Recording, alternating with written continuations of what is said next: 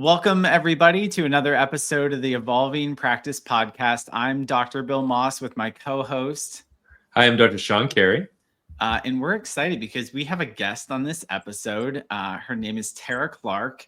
And I have known Terra since we were probably 12 or 13 years old. We go way back to 8th grade, Mr. Meyer's science class. I feel like that's where I remember first meeting you. And we didn't blow up the lab, and here we are today.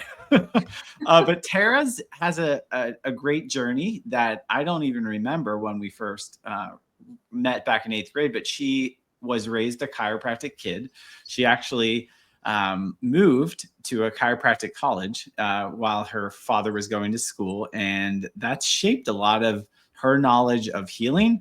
She's also started to walk a path of progression over the last year and has seen healing from a new aspect and light since we rekindled. And we're really excited to have you. She's an avid listener too. So fun fact about Terra that she's one of our fans. So we're excited to have her on. So welcome, Terra. Thank you. Thank you. Very glad to be here. Terra, awesome. I'm so excited for this interview because we've never had an interview get rescheduled so many times. So I know this is going to be really good. And through things totally beyond anybody's control too. So yeah. No pressure.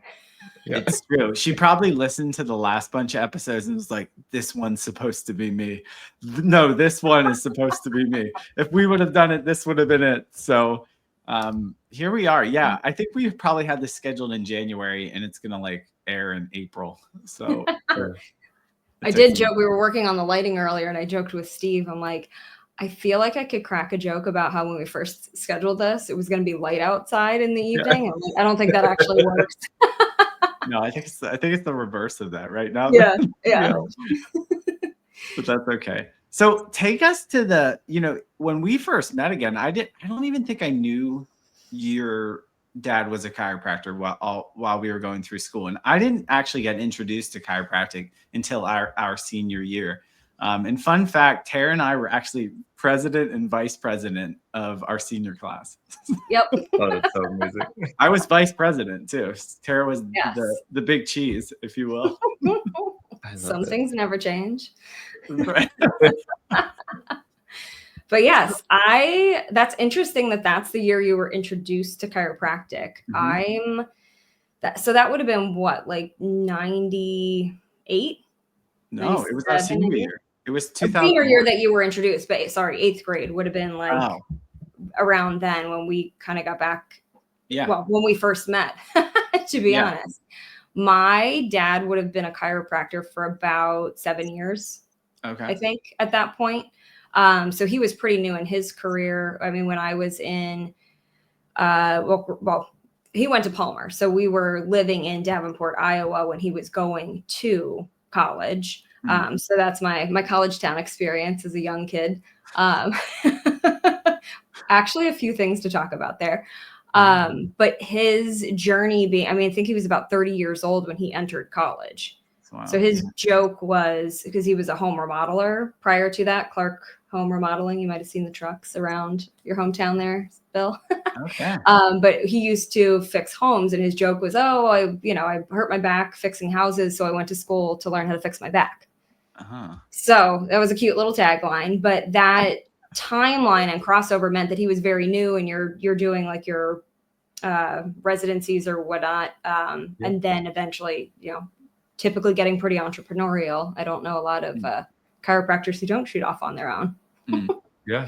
Yourselves included. Mm-hmm. Iowa was interesting. What do you think of, now this might be a little bit biased, but what do you first think of when you hear Iowa?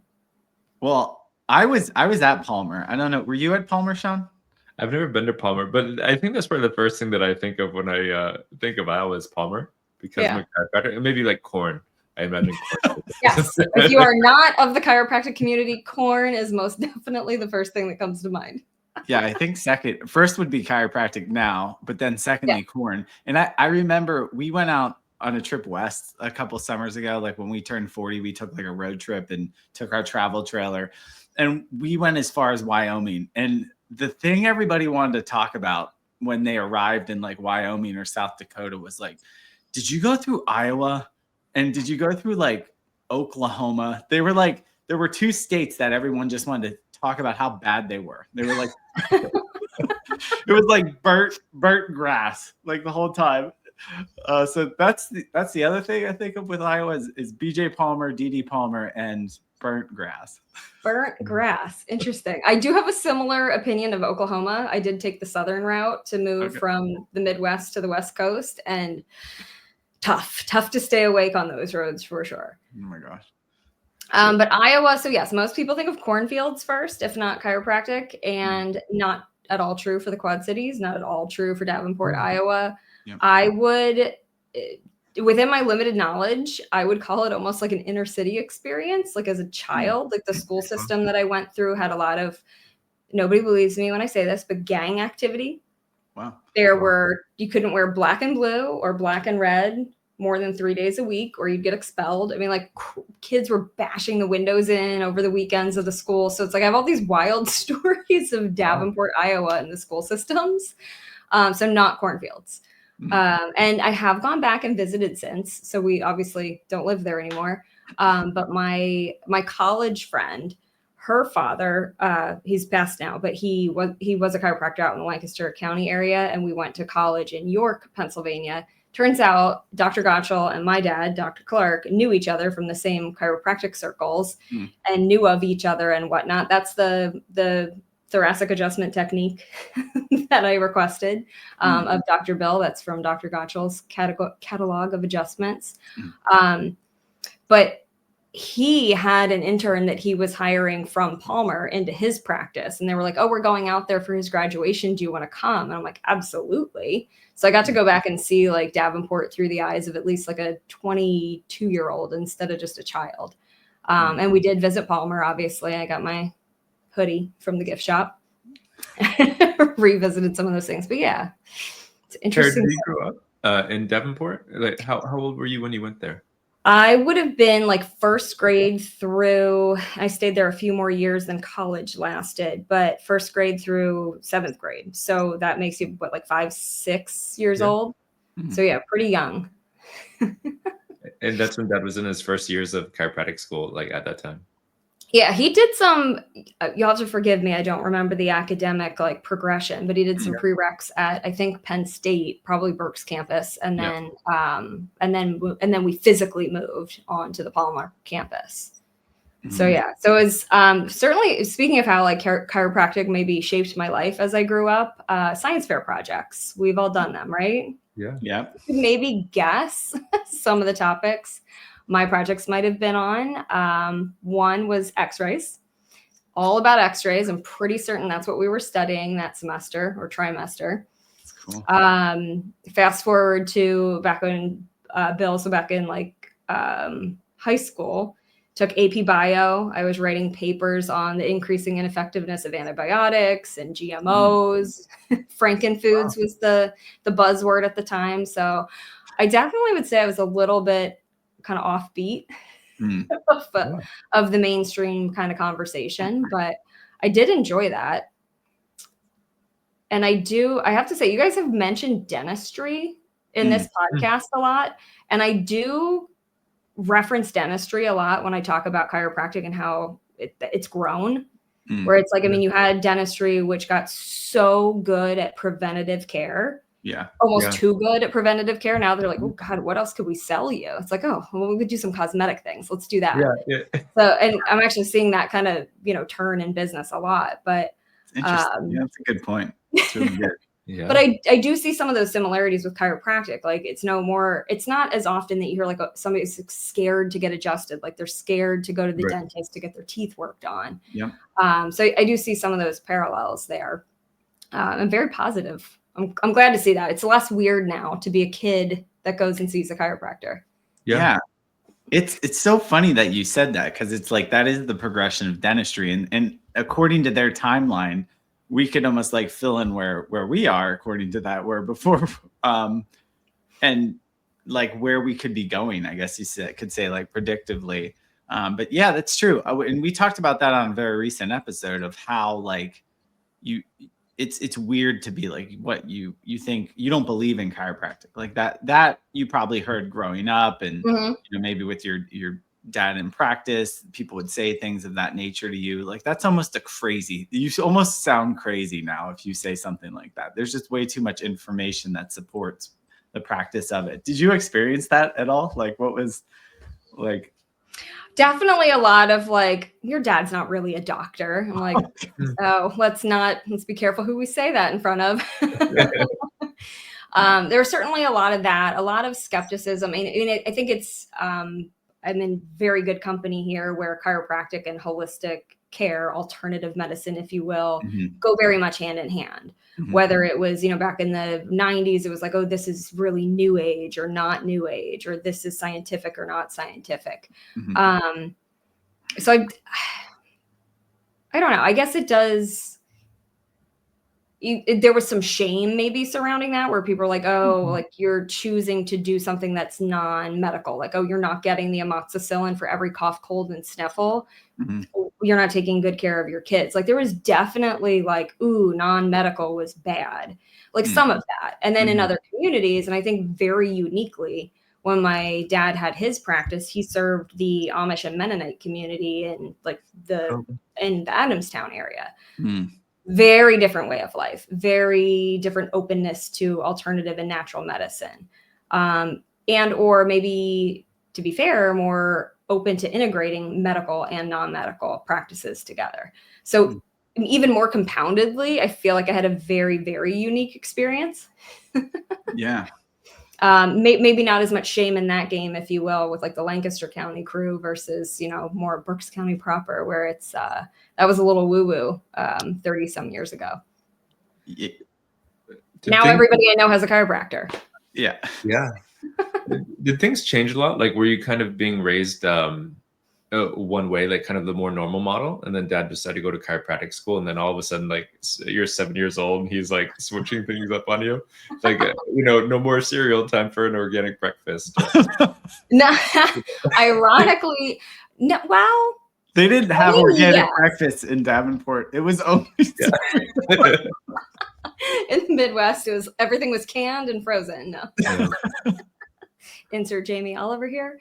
I could say, like, I can go back and think back, and yes, we certainly had healthier foods as time went on, but I don't see that as like an immediate, like, okay, now I've gotten smart to holistic care, chiropractic care, non-traditional medicine, and now that's the be all end all, and we can heal everything with some, raw milk and cilantro.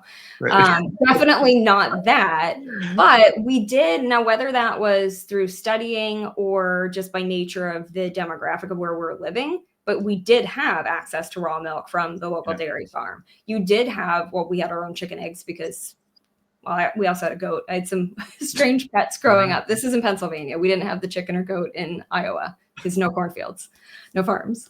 But anyway, I think some of that was just what we had access to. And then that was a curiosity. The Mennonite and Amish community are also very community-based community where they welcome you in. So it's like, you're a trusted healthcare provider. Hey, do you want to come help us with our harvest? Let me teach you how to can beans, preserve, whatever. And then there probably was some bartering as well. Not everybody takes or has insurance and takes or has money. So, sometimes you adjust somebody for eggs. So I think some of those health changes happen through learning and just through that natural progression of practicing. Because at some point, my dad was certainly like offering health talks through the practice and teaching about nutrition, and very much, quite frankly, in the way that I imagine you eat, Sean, the way you talk about like going to the farm and talking to the farmer and getting those foods and preparing them very simply. I'm like, yep, that sounds very familiar. It sounds like the neighborhood. All I have is cereal. Well, but that's the thing. It's like growing up, it's like, it was cereal or toast in the morning until it wasn't. Oh my gosh. Yeah. But I don't think there was any like specific structural changes in the household society because of chiropractic. I feel like there was always kind of an undertow of more of a naturopathic approach to things growing up. So I think that was just maybe something that was always in the back of my dad's brain. And, you know, as he was coming into his own, kind of realizing that. And I think it's very interesting that I got to experience his education from the perspective of a whatever, 6, 7, 8, 9-year-old versus, you know, modern day stories. It's like, oh, your parents went to college before they met each other and had you.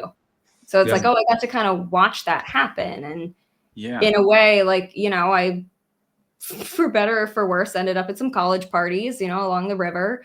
And, you know, these nerds, chiropractic school nerds at these bonfire parties. And they're like, do you guys know about trigger point therapy? Have you heard about that? I mean, they're just like, you know, what do they read about? We are a bunch of We are, yeah, totally.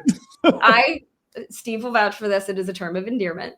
But those kind of concepts are what were coming up at those types of college parties. Now, fast forward however many 30 years later, and I'm at college, those were not the conversations we were having. So, but then that was nice too. You know, my dad were still happening at chiropractic schools. That like sounds like my time in 2008. I'm like, that sounds exactly the same thing. There were a few kids there. You're talking about like health related things. People would have too many beers still, but it was still like this focus around like service and health and weird. Let's have a bonfire and talk philosophy, right? Like, and call Dave's little girl over and see if we can show people how to do trigger point therapy. I got exposed to some stuff pretty young. So yeah, there were some good times for sure. So funny. It's amazing how much it like I remember back in chiropractic school, like you're in such a bubble. And like, you know, we just studied like all the time. Like we would have fun, but it was the amount of study involved and how much like space it took up in your brain is just crazy. So I can imagine your dad trying to, you know, be a dad and then also like fill his brain with all the stuff that we had to learn. It was probably quite a dance. One of my biggest questions for him is, did you read the green books while you were in college or after? I love that. I'm pretty sure I've seen them. I don't know what exactly the set is, but there is a set of books on his bookshelf that I bet are those. So I have some questions there. Oh, that's so cool. What inspired him to go to school? Like why did he make that leap? Oh, well, I mean, other than the cute, like hurt my back fixing houses, now I want to learn how to fix my back. I mean, I will say my dad has inspired me certainly like through my whole life in being curious. He's always been very curious. I used to roll my eyes so hard at the nerdy things that we would do on summer vacation. This is summer vacation. This is when you finally get to be a kid.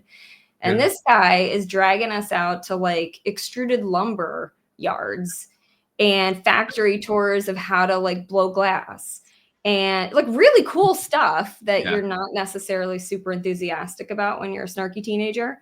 But in retrospect, it's like that. Do you remember the book, The Way Things Work? It was like the title was all like tools and stuff.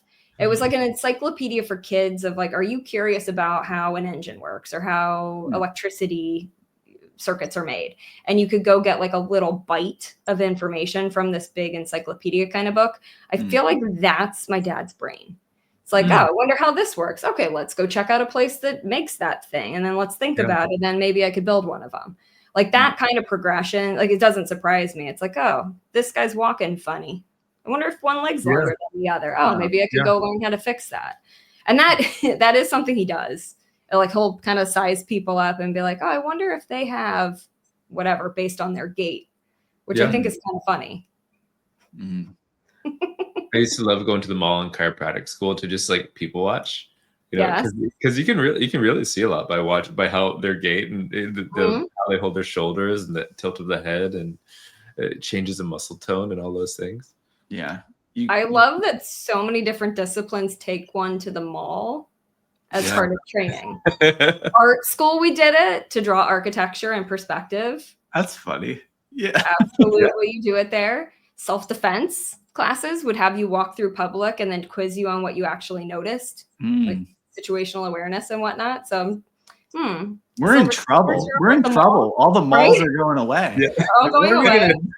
What are we going to do? How are we going to size people up? Like, where do you go to do that? Concerts, I guess you could do that there. But it's kind of true, though. I mean, with any healing, you start to look at people like so differently, right? Yeah. And I'm sure that helped really shape how you view, what it means to be healthy and the potential for that. Like when you knew me in high school, I wasn't primed for any of this, really. I mean, I guess that's kind of a lie, right? I just wasn't exposed to the information now that I've, kind of run with. But at that time, I was like, there's a pill for every ill. I was on antibiotics all the time. I was sick every single year. Like, I dealt with all kinds of stuff throughout high school and sickness.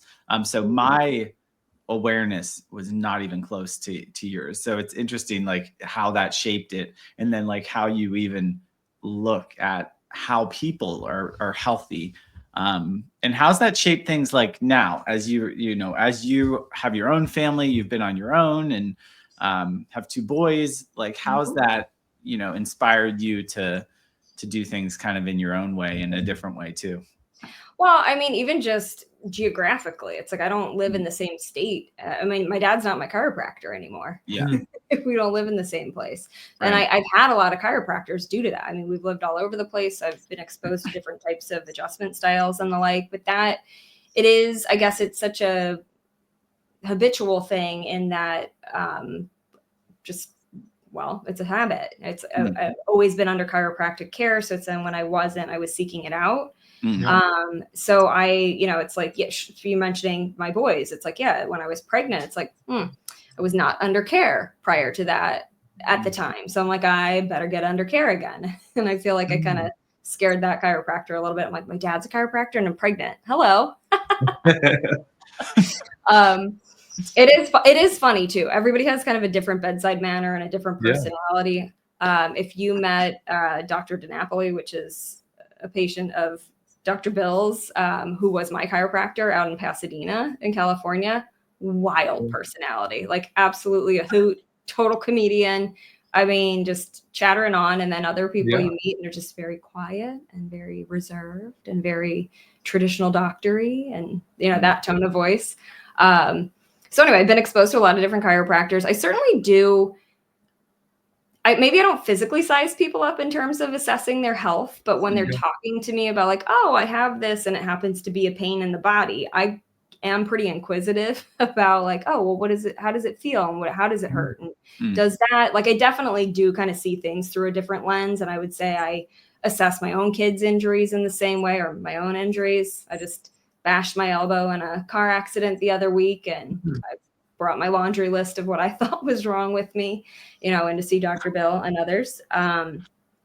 So I think I do have a lens where I'm more acutely looking at that. And I do feel like maybe just out of my own having had to explain why chiropractic is so important and why it's not scary and why it's not what anybody thought it was in the early 90s when you needed to believe in it, or so people thought. I definitely tend to come from a place in speaking with people where it's like, do you understand what regular care would help you do? Like being in alignment all the time, it has you prepared for that next thing that's going to come. And that's not necessarily something you necessarily feel until you are out of alignment. Similarly, how you take advantage or you take for granted rather your immune system when it's good until it fails. And then you're like, oh yeah, that's right. I haven't been taking my vitamin B for the last 6 weeks. Maybe that's why I don't feel as good. So I do feel like it, at least my particular experience and upbringing and whatnot, makes me a little more critical of things that are synthetic, critical of things that maybe fair or unfair don't meet my standards. But coming from like a whole food and a whole supplement and try to have the fever break the illness before you introduce, the medical aspect of things. I think that's helped me kind of understand my own body better and what its responses are to things. And, I do really well with like an elimination diet to kind of to test something out, and I can tune into that and understand the differences. And I think in a very, very different way than the rest of the public.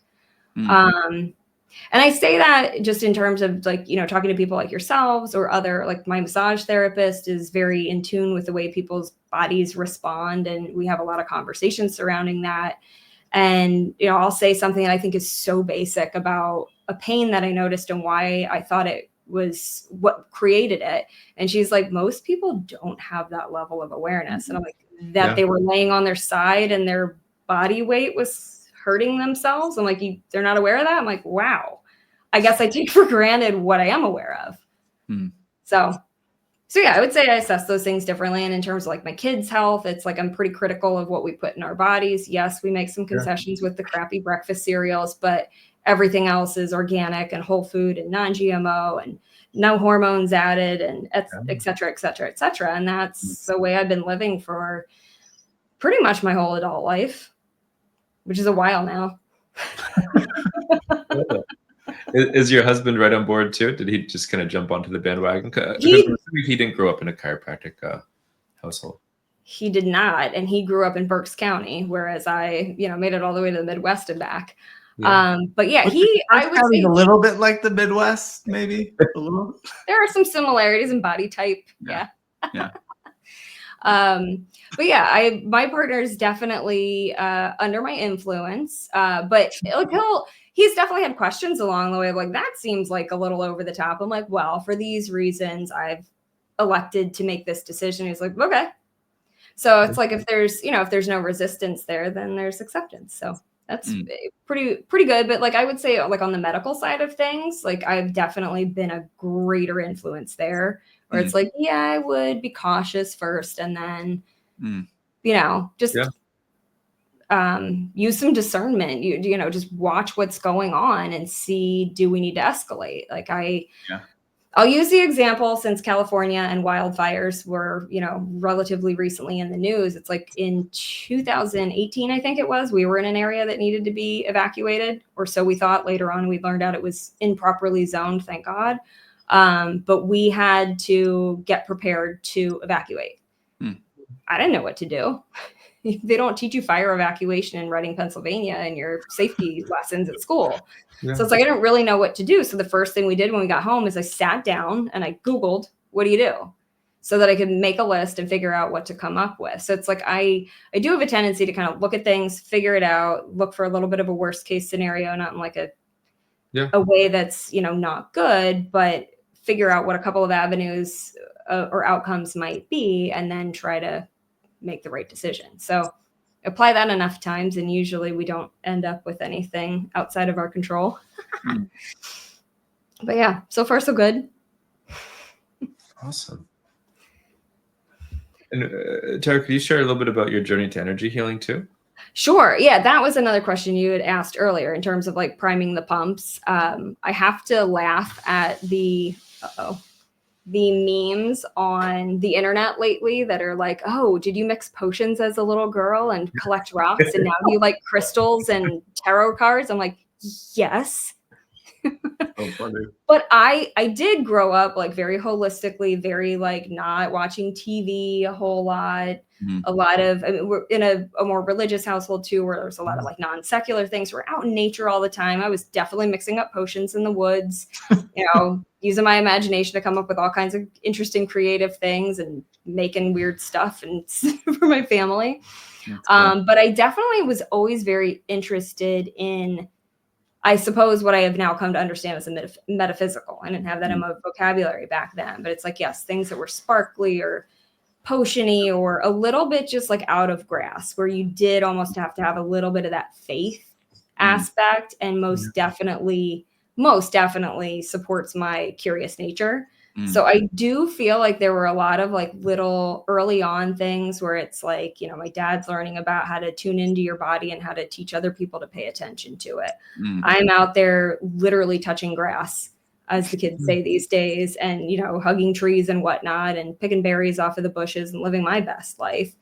And I think because I had so much freedom to be creative and use my imagination and dream, I'm a little bit more open to these types of things. And I would say, coming up through like a more religious church type of upbringing, there was a lot that did not resonate with me kind of on that journey. And I've been always open to other thought processes, other cultures, other theories, whatnot, and just very, very curious and open. So And I guess, through that journey, I mean, part of the reason I was in Iowa longer than college lasted is because my parents' my parents' marriage did not last that time period. They were divorced. So it's like there was a split up. So it's like, there's that broken home trauma that kids experience. There's difficulties just in life and the like. Along the line with that, it comes in therapy, whether it's court ordered or if it's normalized, like it is kind of this day and age. But those types of little kind of like dips into all these little parts and pieces of healing and therapies. And I was married once. My ex-husband's sister and mother are Reiki practitioners. So it's like I've been exposed to like these little teeny bits of this and that. The other sister was a myofascial release massage therapist. So it's like I've just been very fortunate to be in the right place at the right time a lot. I think you've been getting ready for something. I don't know, maybe. Yeah, perhaps. Yeah, and it's also like whether it's the coming into the 40s, that decade and whatnot, and just like caring a little bit less about what people think, I think forces you to sort of look more internally and a little bit more, whether it's we're paying a little more attention to empowering women these days. So it's like whether it's that or it's just not caring as much anymore, but there is a more, I think, intent focus on like the self and looking inward and what growth can happen there. So little tiny steps. Love it. I love it. I think one of the coolest things about you and your story, as somebody who's, done work with you and taught, is not too many people this day and age have a curiosity that's truly just curious, to make greater connection and understanding with the self so that you can move forward and explore. Sean can probably speak to this too. We see a lot of people that are curious about kind of anchoring in what they already know more so. Yeah. So they're not open to it. But you have this way of like exploring the world and truly being like an objective observer to just be like, what's going on over here? And I don't necessarily know how I feel about it, but and hearing your story like all through the ages, if you will, it seems like, that's part of your individual nature that has served you, and to see like how all this stuff fits together, which kind of is, I feel like, how we ended up as healers. Yeah, I think so many people go through life kind of like there's like a game of telephone where they've been, somebody's like it tells a belief or an opinion about something, like that the sky is purple, and it just gets passed on 15 times. And most, like, I certainly went through a lot of life where it was like, yeah, the sky is purple. That's what all these people told me. And I just kind of accepted it. And for you, it sounds like that's not the case at all, and that you just had that natural inquisitiveness, which maybe I would be described as a stubborn child. Yeah. And I think part of that is 100% being stubborn. The other part of that is, I don't know about that. It is a little bit of like, okay, or maybe I accept that, but is that all of it? Is there more? And I want to say it was in your interview in Japan that what was the comment? Something like, as soon as you're not passing any judgments like that, like what I got from that, I should go back and get the exact quote, but it's like when you can no longer pass a judgment, like that's the place to be. And I was so taken by that, because I have felt like one place where I didn't and still don't feel like I fit in, like in like social situations, is having a really firm and strong opinion on something. And especially right now where everybody has a really strong opinion on like the politics or whatnot, literally right now, it's really infuriating to other people when you're not like, most definitely it's this. Yeah. And I have very often felt like, well, I don't know. And I'm not trying to be like flim-flammy and non-committal, but there's just, I don't think that we can see everything for what it is in the moment that we're looking at it. So therefore I don't have a really firm opinion on a lot of things. Yeah. So I don't know. I mean, that's a kind of a strange perspective. But yeah.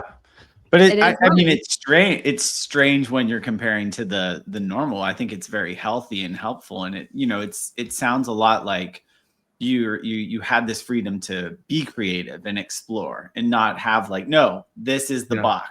Be Mhm. inside of it, and these are your bumpers, and you must stay in your lane. And personally, from raising a child perspective, like, that's what we want to do. It's like, why would I want to control someone's mind? I want them to be able to explore their creativity so they can bring it to the world, and so it can evolve. And that's what's cool about you. This is called the evolving practice. You're like, this is where I started. This is how it unfolded.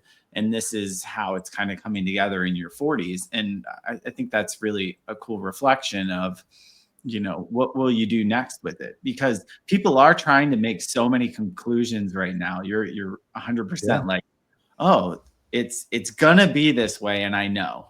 Well, maybe it's like in the middle of the alchemical process where it looks like one thing, but it's not truly that thing. So, yeah.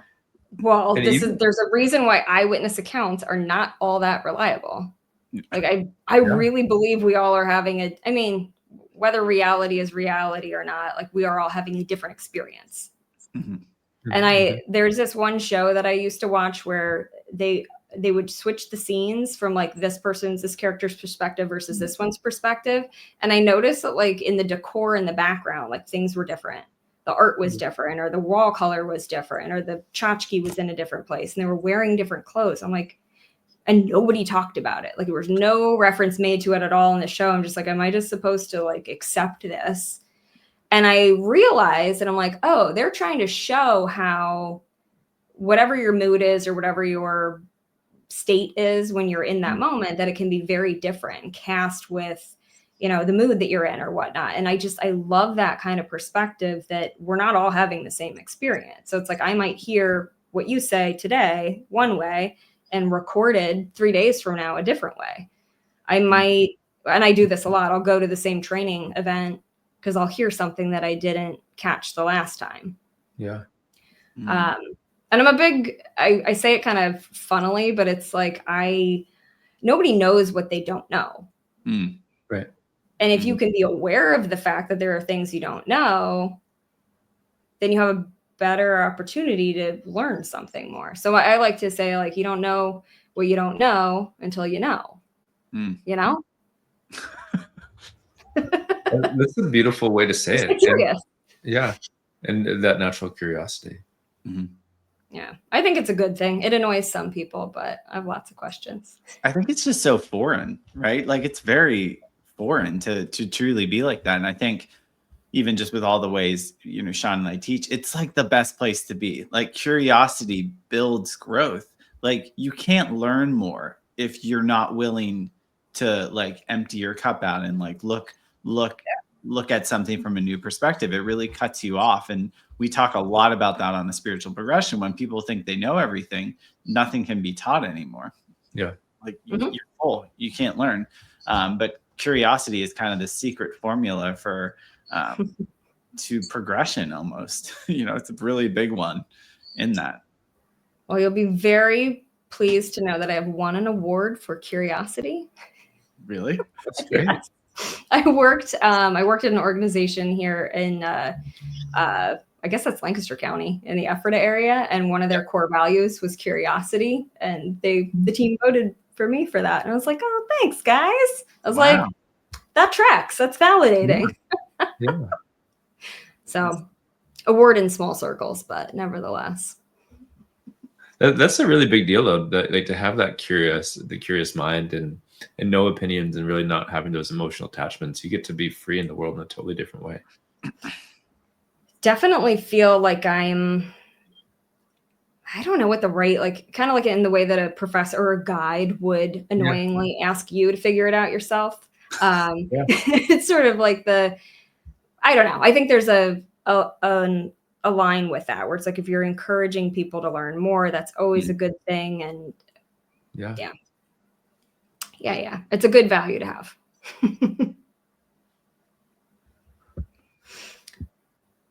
I really enjoy with the mystery school when we teach. We like at first when I first started doing it, I really wanted to answer all the students' questions. And now like I've been doing it for, I don't know, like I've been a teacher for like 6 years ish. And it's like, you realize that there are certain questions that it's just like you don't need to answer. It's more about getting the person to ask the question. And then it's like, there's a right time and a right place to answer certain questions. And then there's also a right time, place to let somebody keep questioning. Where, you know, it's like that, because it's like, we need to go through our mind and ask like, okay, if this is true, and you need to like kind of like mull it over, then what about this and this and this and this and this? And it's just like that process that can lead to such incredible realizations. And then when somebody, like you see somebody a month later, they can have like amazing questions, and then it opens the door for much deeper conversations. Yeah, like the have you thought about? You know, I think I heard even like Jordan Peterson say something like this is the search for truth is actually destroying people. Like because like to find this concrete, like this is it. That's what I'm striving for, has actually destroyed the exploration of understanding of the journey that somebody's going to go on, is because they're so crave this one thing to like help them on their way. And that's not very consistent with the way we navigate through the world. Is there's another journey after the next one. And we don't have the full awareness, but as we come into greater awareness, we can definitely see a lot more. And I think that's like comforting in many ways, is like when you're not just searching for like to get it, to be done with it, there's so much more to explore in this life. So what are you exploring now? What am I exploring now? This is an opportunity. This probably won't air before the event this weekend. Otherwise, we have another good plug for the Building Wealth Seminar this weekend. I'm exploring that. Yeah.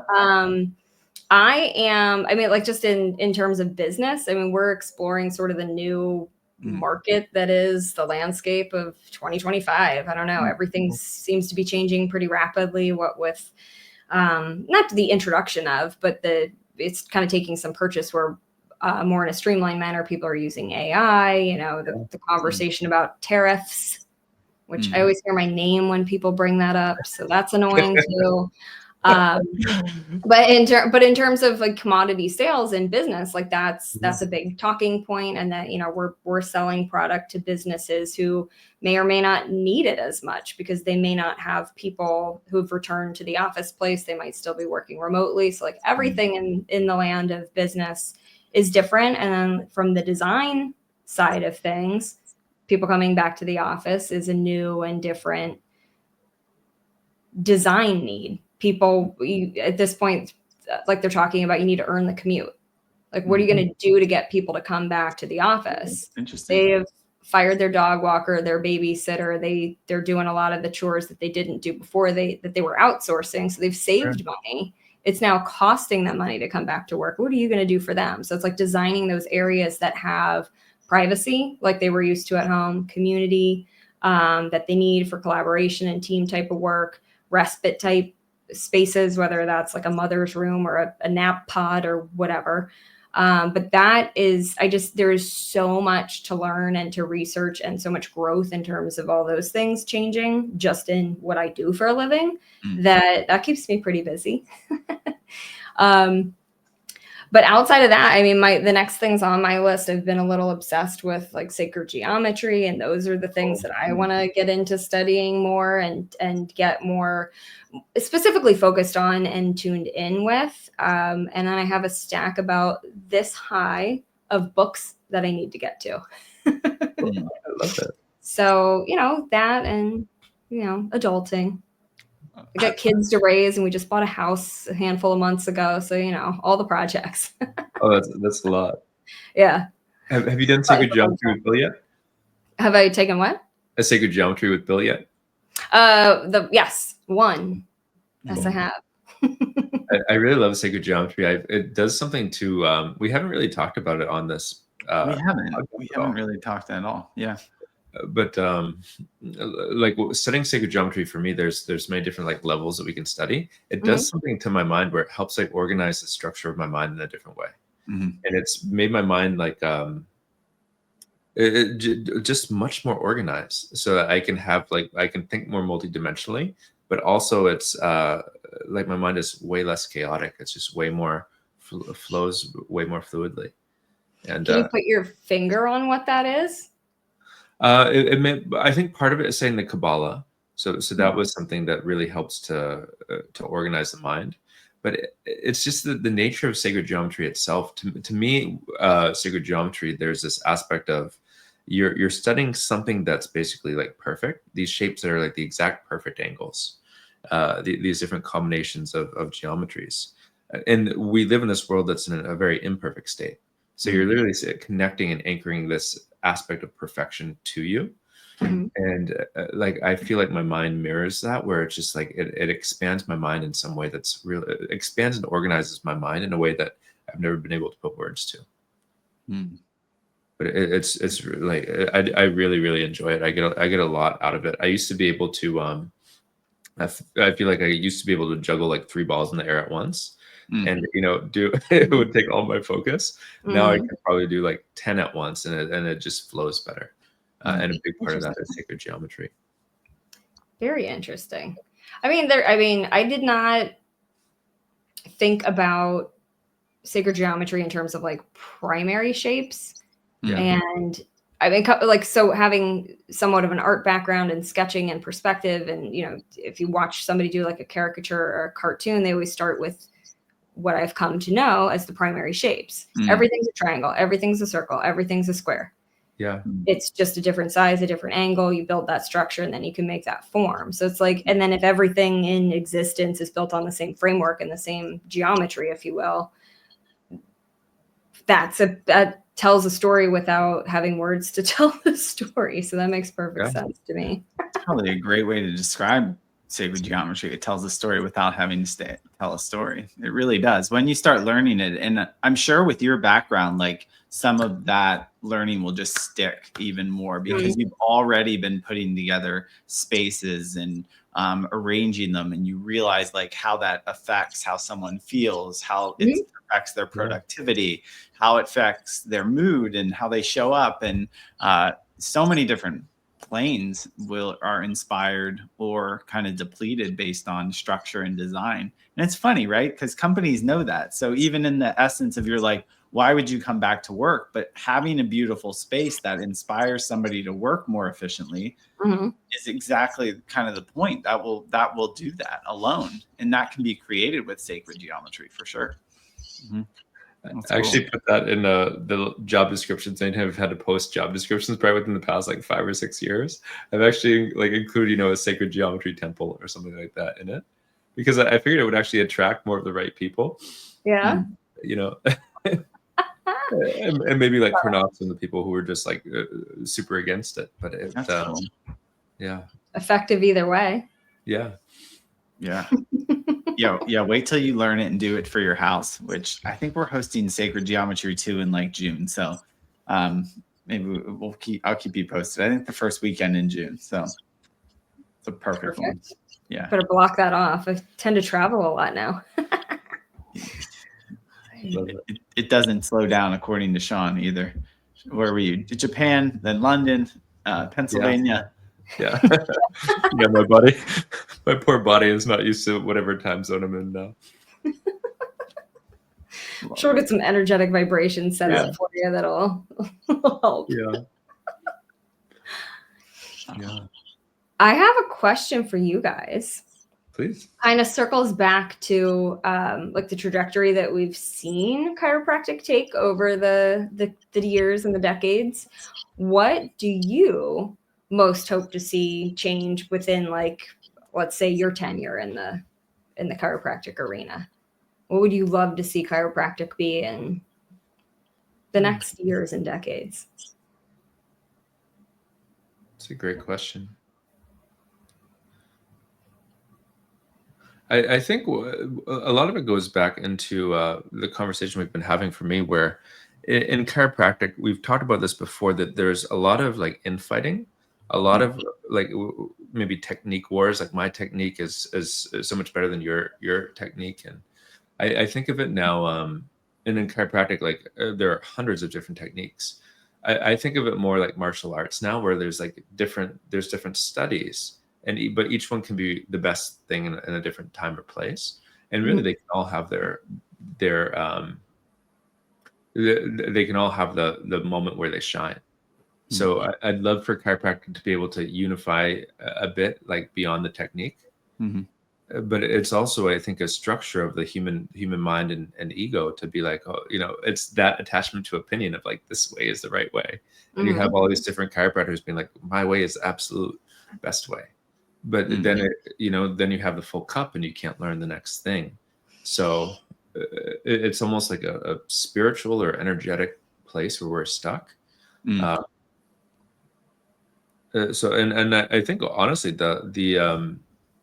the best way to break through that is for more people to do the work that Bill and I are doing as far as spiritual progression, because it does have a really big ripple.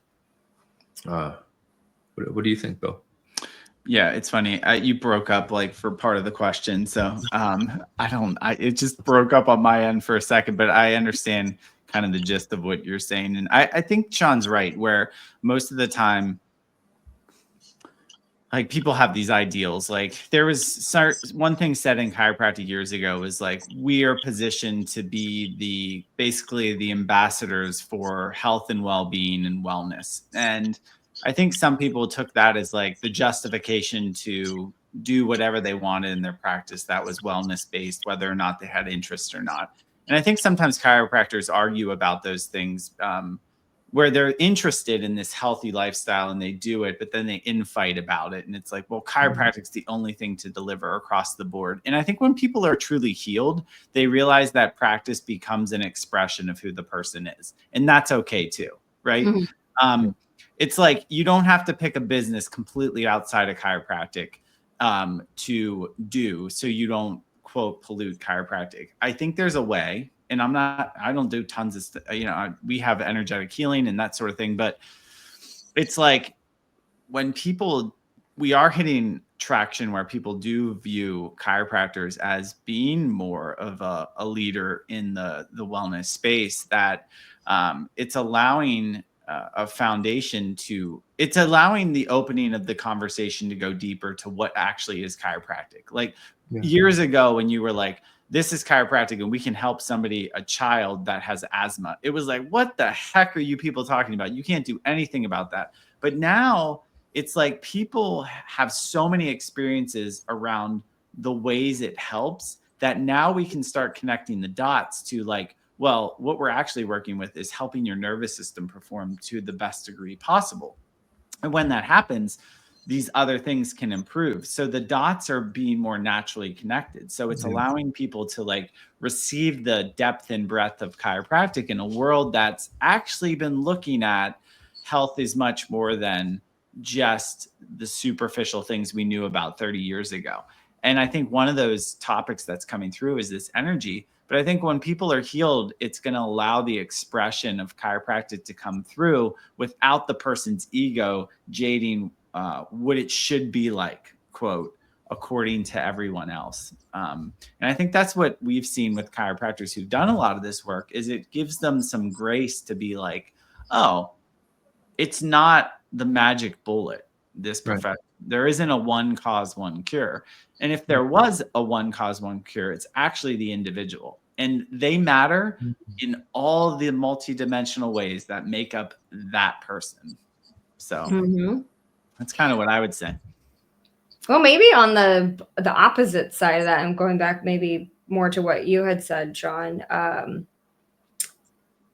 in terms of like everybody having their own version and thinking it's right. It's like, if you flip that on its head and you think about like the side effects of a potential medication, it's based on that individual person's makeup to the extent that we understand that it could have an adverse effect.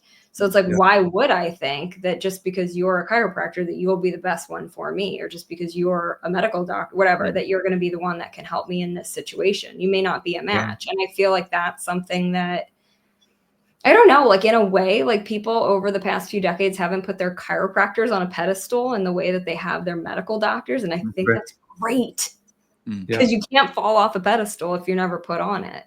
Yeah.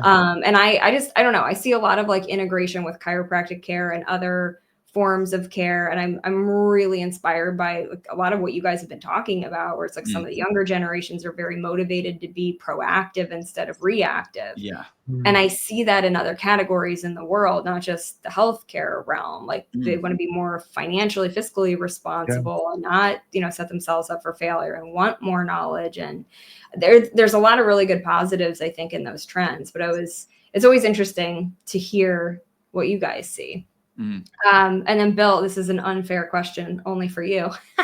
Since you have a child and soon to be children, are you going to make any particular specific changes for their upbringing based on chiropractic and energy healing and all of the above intentionally? Well, I mean, reflecting on your own childhood is always a good place to start. And it's been one of the most profound and exciting things for us is like we are both educators, right? I started as a special education teacher, worked in education. My wife also public school, and then higher education. And I can't knock it because I like the product that came from my upbringing. Even my parents, like I don't have a lot of trauma and stuff. I appreciate the flaws and everything they did for me and allowing me to be who I am. And yet I can also see like how well I would have done in a school like that my daughter goes to, like Waldorf school. I just see how I could have like felt so much safer and at home in the self to explore all of my natural gifts. And I think that's, a chiropractic, we respect the innate intelligence of another individual. And chiropractic helps somebody recognize like that spark or that piece of the universe is manifest within this individual, and it controls and coordinates all the beautiful harmonies of that person. And our job in chiropractic is to kind of get out of the way, remove some interference to get out of the way to this expression. But that expression can be interfered with in so many ways, in so many boxes. And, part of the motivation is I think creativity helps inspire outside of the box. And, that's been a thing for me is I've learned to play again. And it's important for adults to do. So I think just keeping the world light and in perspective and knowing that like to shelter from certain aspects of the world until the right time, especially, we talk about the 12 dimensions of the physical in Empower Thyself. When you understand like what the soul's progression is like in this human physical world, it allows you to make more sense and have less stress for the changes and the challenges that occur in these different periods of time throughout life. So it definitely inspires me. Also at a young age, like, people are like, what can I do to help my child? Most of the time it's to heal thyself. A healed parent helps produce children who don't have to suffer as much, who have less trauma. It's first and foremost, people want to help their kids so much so, and they forget that helping themselves is the best way to do that. Be a healthy, well-rounded adult that knows thyself is really impactful for a kid. It's the most impactful thing I've noticed in my own parenting. So that's how we're going to do things kind of different. So good question. And I'm excited to answer that one. Yeah, super deep. Great question. Yeah. Awesome. Well, this is awesome having you. It's cool. Tara and I were just talking the other day, and I think I told you the story of I got our yearbook out because so I was doing Empower Thyself, and the girl in my class, her husband graduated with my wife from Daniel Boone. And that got us into this whole conversation about, I was kind of referencing you, and she sends me a picture like from day 1 to day 2 of her yearbook with her like, oh, this is your wife. And I've got our yearbook out, and on the front cover of Tara and my yearbook, it just says, I am. ... Yeah, that's right. That's it. That was our senior yearbook. It just says, I am. And it's like, it's true. And I was like, wow, that's really funny because that's like kind of how the Empower Thyself really starts, is this concept of I am. And to see us like now, you know, how far we've come and where we're going, it was kind of a funny thing to just like find out that was on the cover of our 2001 Space Odyssey class yearbook. Things that you wouldn't have noticed unless you noticed. Yeah, It's wild. exactly. Well, that's maybe we'll see. But the next thing on my very long list of things to do next is perhaps I need to do the Kabbalah, because speaking of like you're finding that like I am on the front of that yearbook cover, I'm like, I'm finding connections all over the place. And I also have no idea what you're talking about half the time when you're referencing Cool. conversations that are referencing that. So that's interesting. Well, I think there's an opportunity, Sean, this weekend. You know, we're hosting Eric Thompson. Oh, this is after the fact. You'll listen to this, but my big push for the next year is to have one of those in Pennsylvania again, and I think it's a real potential next year. It's a year-long program, but it really is a deep discovery of the self, and it'll really help put a lot of what you've already learned together. So it's going to be awesome. So exciting. Well, I'm very excited to meet you in person in just a couple of days. Yeah, I'm so excited too. So yeah, well, thank you for being on our show and being a dedicated listener to the show. You're very welcome. It's my pleasure. It's great content. I haven't gotten bored, so I'll keep showing up. You bet. But yeah, it was absolute honor to be here. Thank you. Awesome. Yeah, it's been such a joy having you. Yeah, so we'll do it again sometime, I'm sure, down the road after you become a healer, because you have so many healer references in your archetype. So we're excited to see how that unfolds. Thank you for gracing our stage, and have a great night, everybody. Thank you for listening. And if you are a listener, please share with people. We've had a great, we're almost coming up on our first year of doing this show, and we've had a great success, but we always appreciate some rating, reviews, and we look forward to connecting with you soon.